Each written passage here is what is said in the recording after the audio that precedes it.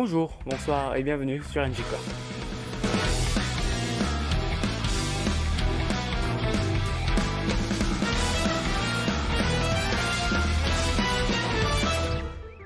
Et dans cet épisode, on va s'occuper de l'époque médiévale. Par contre, là, ça va pas. Il va falloir changer la lumière et tout, là, parce que on peut pas rester comme ça. Voilà. Vous trouvez pas que c'est beaucoup mieux comme ça?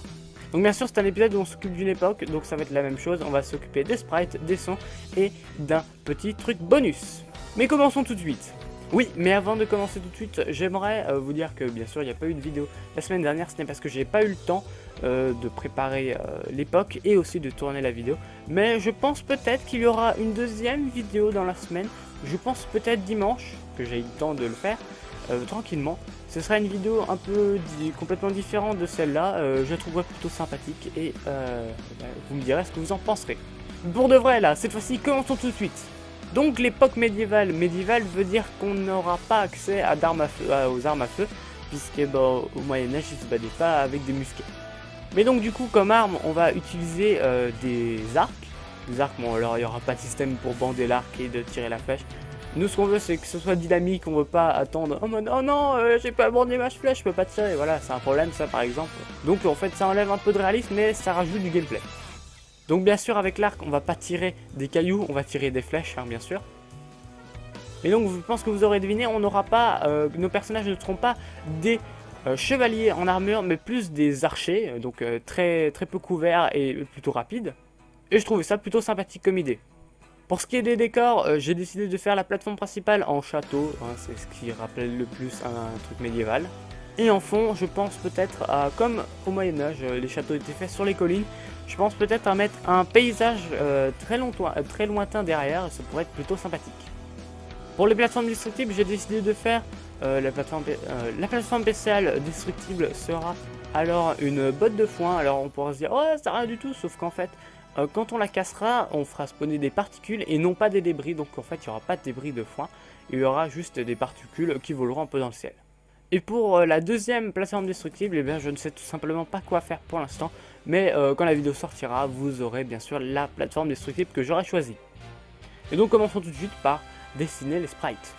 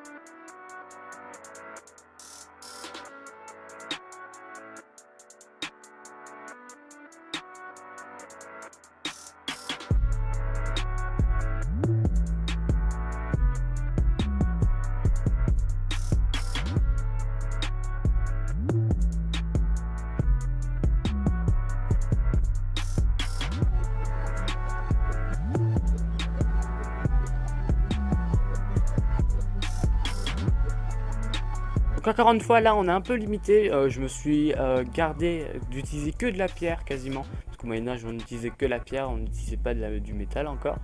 Pour tout ce qui va être explosion, on va utiliser une explosion un peu différente de l'H3, mais plutôt proche quand même, puisqu'au Moyen-Âge on pouvait utiliser déjà de la poudre à canon. D'ailleurs en parlant d'explosion, je l'ai modifié un peu parce que avant elle restait trop longtemps, c'est-à-dire qu'on pouvait prendre plusieurs dégâts de suite dû à l'explosion et c'était pas logique. Du coup, dès que l'explosion inflige un dégât, elle disparaît du terrain. Mais maintenant que la partie sprite est finie, on va pouvoir passer à la partie son. Donc pour le son, bien sûr, on aura toujours deux effets sonores pour le tir. Donc là, ce sera des effets d'arc, hein, des sons. Donc là, ce sera des sons d'arc, bien sûr, hein, des sons d'arc quand on tire. Le son quand les balles sont arrêtées, ce sera des sons de flèches qui se planteront dans quelque chose. Le son d'explosion sera un tout petit peu différent, comme pour l'explosion au final, de l'H3. Et pour quand une plateforme destructible est touchée, on aura un son, je ne sais pas encore, sûrement de bois ou alors de paille, puisqu'on aura notre botte de paille. Donc comme d'habitude, la partie son est toujours très rapide, puisqu'au final il n'y a pas beaucoup de sons à implémenter et à changer, en tout cas dans les époques. Mais donc on peut dire officiellement que l'époque médiévale est terminée.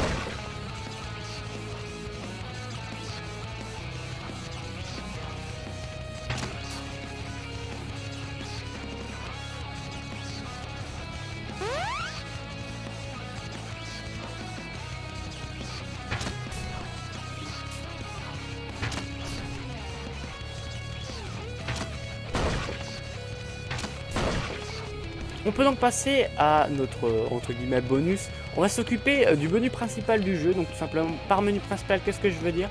Je veux dire le premier menu qu'on va voir apparaître quand on lance le jeu. Donc ce menu, je voudrais qu'il soit un peu dynamique, qu'il soit sympathique. Donc en fond, je pense que je vais mettre une vidéo qui va se lancer quand on lance le jeu. Donc ça sera une vidéo, alors il n'y aura pas de son bien sûr.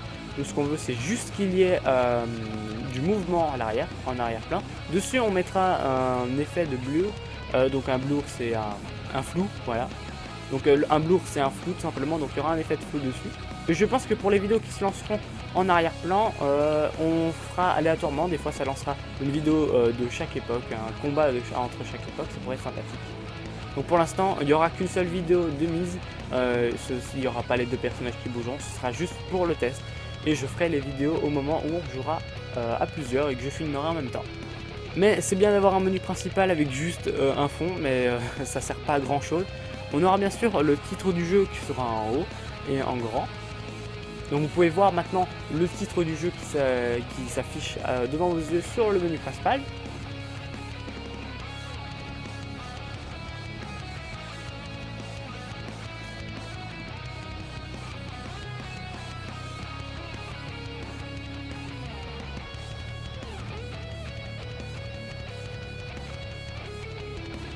Comme vous avez pu le voir, c'est quelque chose de très épuré. Au milieu, on a un bouton pour jouer, pour lancer une partie. Alors, on lancera pas une partie directement, même si là c'est le cas. Là, surtout, on lancera un autre menu qui nous permettra de choisir les paramètres de notre partie. Dans ce menu principal, il y a un menu d'options qui nous permet de changer nos touches, de changer le son, de changer la bite. Comme dans la plupart des jeux, en fait. C'est pas très original, ça. Ah oui, d'ailleurs, dans le menu de choix de touches, j'ai rajouté quand on met le curseur de la souris sur le use manette, on a une petite image d'une manette qui s'affiche avec les contrôles écrits dessus. Donc comme je l'ai dit pour l'instant, quand on appuie sur play, quand on appuie sur jouer au jeu, il n'y a rien qui se passe pour l'instant puisqu'on changera de menu et ce menu on le fera au prochain épisode. Pour décrire vite fait ce menu, en fait, ce sera tout simplement un menu où on pourra afficher nos paramètres. Donc, en combien de temps on spawnera certains bonus, en combien de temps on spawnera les balles, voilà, des petits paramètres comme ça qui peuvent être changés en fonction de nos envies et de nos parties auxquelles on veut jouer. Et donc, je pense qu'on en a fini pour cet épisode. On aura pas mal taffé et en fait, on est en train de structurer notre jeu pour le rendre vraiment complet. Petite chose que j'ai pas dit aussi, c'est qu'il y aura un système de round il y aura un système de ronde à chaque partie, c'est-à-dire que quand les joueurs ils perdent, quand par exemple le joueur 1 a perdu toutes ses vies, on change de round et c'est celui qui gagne le plus de rounds qui gagne la partie. Mais ça, on s'en occupera au prochain épisode, en même temps que l'époque antique. Et vous allez voir que l'époque antique va être plutôt drôle. En tout cas, je l'espère. En attendant, n'hésitez pas à me donner votre avis en pouce bleu, en pouce rouge ou alors en commentaire. Donc moi, je n'ai plus rien à dire à part le fait que il faudrait que je rappelle Doc pour aller visiter les pyramides. Mais il y a très longtemps. Pas maintenant. Pas à notre époque. Il y a longtemps. Bref. Bye bye.